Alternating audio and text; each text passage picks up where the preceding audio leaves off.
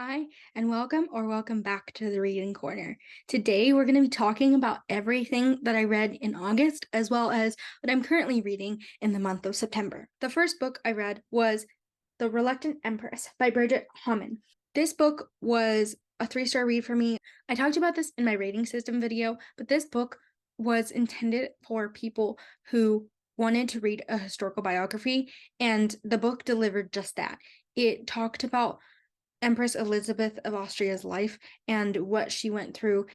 And because of that, I gave it 3 out of 5 stars instead of 2 out of 5 stars, since it did what it was intended to do. If it hadn't done what it was intended to do, then I would have given it 2 stars, since I fell asleep for large portions of the story.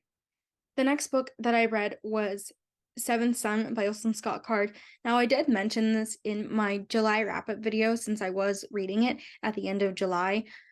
And I gave this book 3 out of 5 stars because I was okay with it, but I only needed to read it once. I don't need to read it again. And I decided not to continue with the series. It is a 7-book series, but I decided not to continue with it.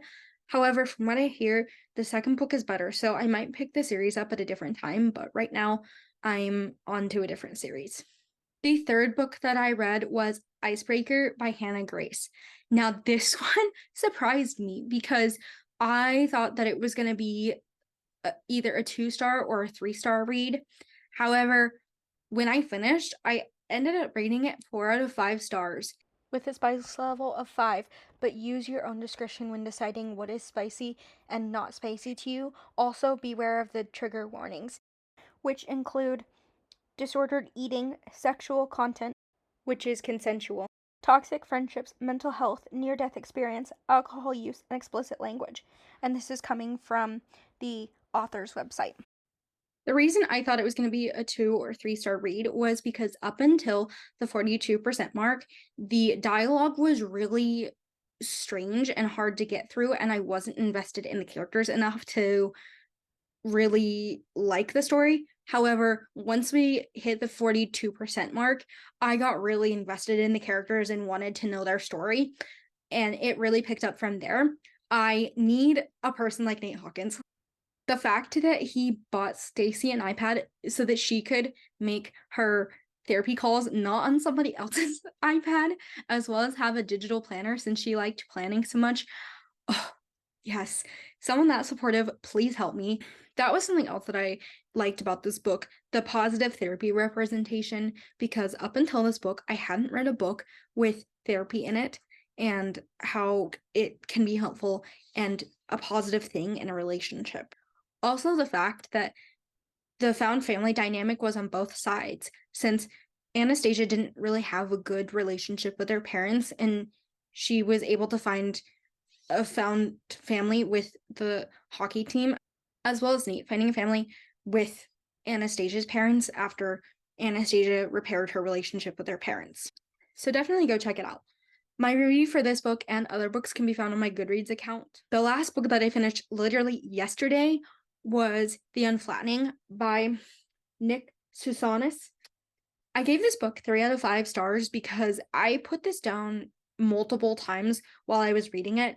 For reference, it took me a month to finish, and this book was only 211 pages. It should not have taken me a month, but I just was not excited to read it. I understand why I had to read it. It has a good theme or question that the author is asking the reader, which is, how do we gain a more expansive and deeper understanding of the world we live in?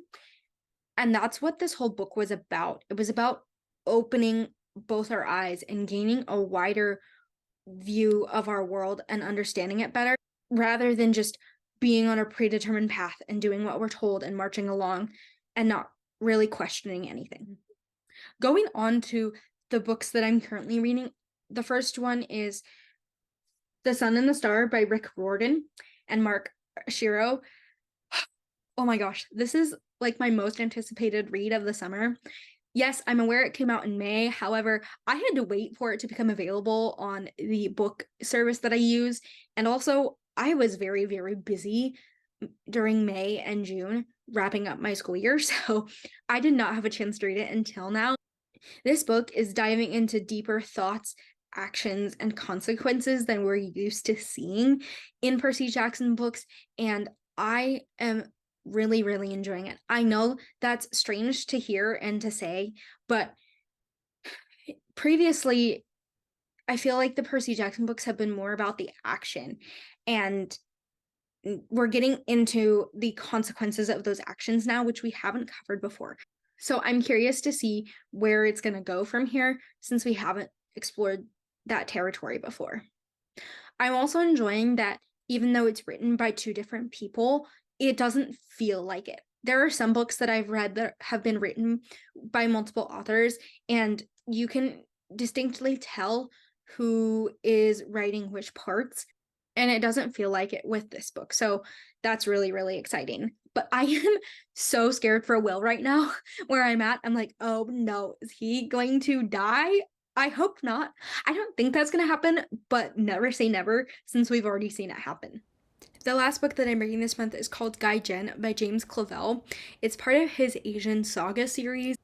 I read number 1 and number 2 last year, and I really enjoyed them. Specifically, Shogun, which is the first book in the series. It talks about Japan in the 1600s and their whole political system there. And I really, really enjoy political intrigue and learning about different cultures and political systems. And we didn't get as much of that in number 2. We more talked about the trading system, but we're getting back into the political intrigue in number 3, and I'm really, really enjoying it. But that's everything that I read in August, as well as everything that I'm currently reading. I hope you enjoyed.